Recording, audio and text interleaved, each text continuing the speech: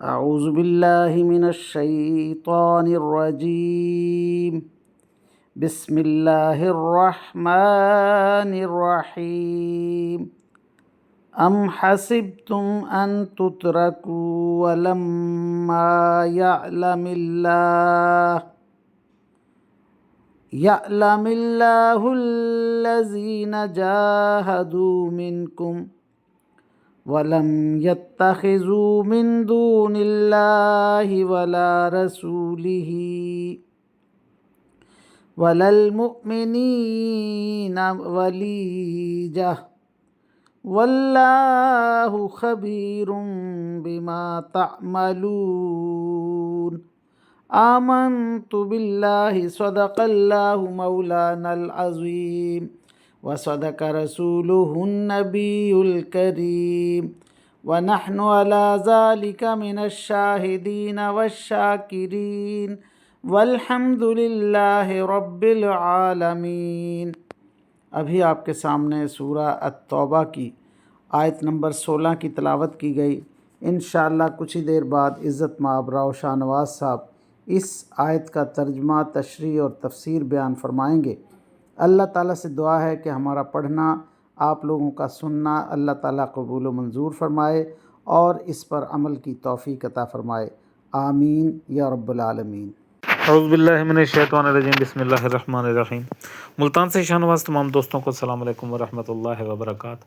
دوستان گرامی، آپ کے سامنے سورہ توبہ کی آیت نمبر 16 کی تلاوت کی گئی. اب اسی آیت کریمہ کی آسان تشریح ترجمہ مفتی تقی عثمانی کا لکھا ہوا اور تفسیر ابن کثیر سے حاضر خدمت ہے. اللہ تعالیٰ قرآن پاک میں ارشاد فرما رہا ہے، بھلا کیا تم نے یہ سمجھ رکھا ہے کہ تمہیں یوں ہی چھوڑ دیا جائے گا، حالانکہ ابھی اللہ نے یہ تو دیکھا ہی نہیں کہ تم میں سے کون لوگ جہاد کرتے ہیں، اور اللہ اس کے رسول اور مومنوں کے سوا اور کسی اور خصوصی کسی کو رازدار نہیں بناتے، اور تم جو کرتے ہو اللہ اس سے پوری طرح باخبر ہے. اب اس آیت کریمہ کی آسان تشریح. بظاہر اس کا اشارہ ان حضرات کی طرف ہے جو فتح مکہ کے بعد مسلمان ہوئے تھے اور ابھی تک ان کو کسی جہاد میں شرکت کا موقع نہیں ملا تھا، ورنہ دوسرے صحابہ تو فتح مکہ سے پہلے بہت سی جنگوں میں حصہ لے چکے تھے. ان 9 مسلموں سے کہا جا رہا ہے کہ ان کو بھی جہاد کے لیے تیار رہنا چاہیے. اگرچہ اعلان برات کے بعد کسی بڑی جنگ کی نوبت تو نہیں آئی، لیکن ان حضرات کو پوری قوت سے تیار رہنے کی تاکید اس لیے کی گئی ہے کہ وہ اپنی رشتہ داریوں کی وجہ سے کہیں اس اعلان برات کے تمام تقاضوں پر عمل کرنے سے ہچکچانے نہ لگیں.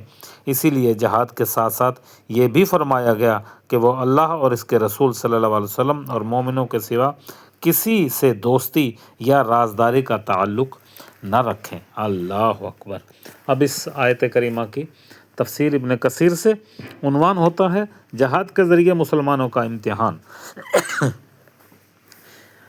یہ ناممکن ہے کہ امتحان کے بغیر مسلمانوں کو چھوڑ دیا جائے. سچے جھوٹے کو ظاہر کر دینا ضروری ہے، اور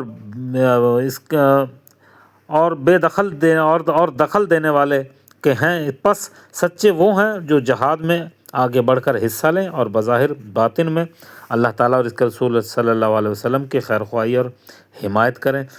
ایک قسم کا بیان دوسری قسم کو ظاہر کر دیتا ہے، اس لیے دوسری قسم کے لوگوں کا بیان چھوڑ دیا. ایسی عبارتیں شاعروں کے شعروں میں بھی ہیں، اور جگہ قرآن کریم میں ہے کہ کیا لوگوں نے یہ گمان کر رکھا ہے کہ وہ صرف اس کے کہنے سے چھوڑ دیے جائیں گے کہ ہم ایمان لے آئے اور ان کی آزمائش ہو گئی؟ نہیں، حالانکہ اگلے مومنوں کو بھی ہم نے آزمائش